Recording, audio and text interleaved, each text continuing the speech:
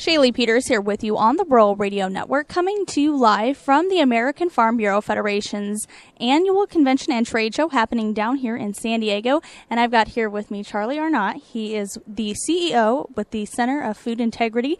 And Charlie, you just addressed a bunch of members here about several different things during your workshop. Why don't you give us kind of an overview? Well, primarily the Center for Food Integrity is a not-for-profit focused on building trust in food and agriculture. So what I shared today was the latest research on how we can go about doing that.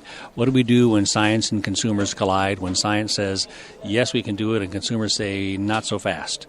That's what we were talking about today. All right, and that's such a big issue right now because you're right. Consumers really are having some trust issues, and agriculture, try as it might, is really on board with being transparent, but there's some issues there. There are some issues there. We've got to increase transparency and then increase our willingness to engage. And oftentimes farmers believe that if we simply give people the right facts, we give them the right information, they'll come to our side of the argument.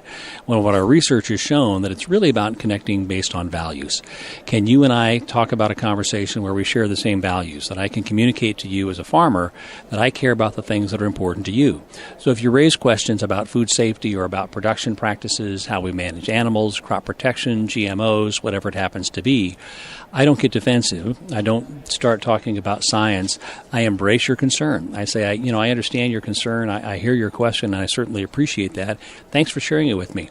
Let me learn more about what you're concerned about, and then let's have a conversation so maybe I can give you information that helps you make a decision consistent with your values.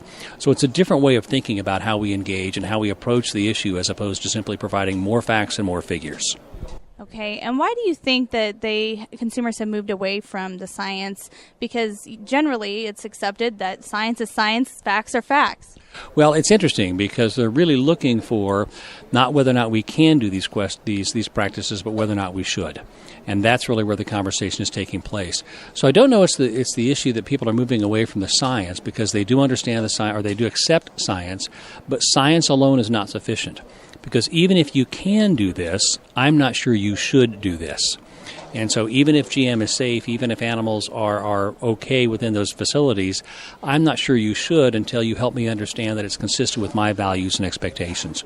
So it's not just about science, it's a combination of science and values that we can then bring together to build trust. All right, and what sort of things do you think farmers should be doing as we move forward with this? What sort of things do you anticipate as we move into the future with this sort of issue? Well, one of the things you mentioned earlier was transparency, and I think that's got to be a commitment that we have, is to be more transparent. Frequently, we've kind of delivered a mixed signal about that, but we've got to be willing to be more open about who we are, how we operate. And farmers naturally have some concerns about how much information do I want to share. So we've got to provide some guidance. We've got to provide some guidelines and some insight into how we can be transparent without providing information that makes farmers uncomfortable. But talking about our production practices, making our farms more accessible digitally, we can do that in many different ways, will all help build that level of trust. And you think farmers so far have been pretty open to this?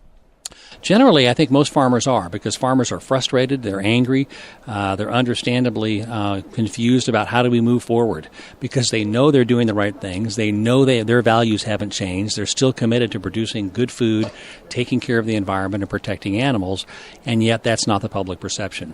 So that frustration, I think, is leading them then to look at different ways of engaging. So when we provide them different opportunities and different ways of engaging, they seem to be well embraced. Okay, and specifically back to your workshop here at this year's convention, what sort of feedback did you get from that? Great feedback. In addition to the standing room only crowd, we had kind of standing room only questions from people who were saying, can I get more information? Can you help me with that information? Can you help me with this issue? So I think it's good information and a reflection of the kind of interest we have about the issue. Okay, anything else you'd like to add? Not from my perspective. Appreciate the opportunity. Thank you very much. All right, again, hearing from Charlie Arnot from the American Farm Bureau Federation's annual convention and trade show happening down here in San Diego. I'm Shaylee Peters for the Rural Radio Network.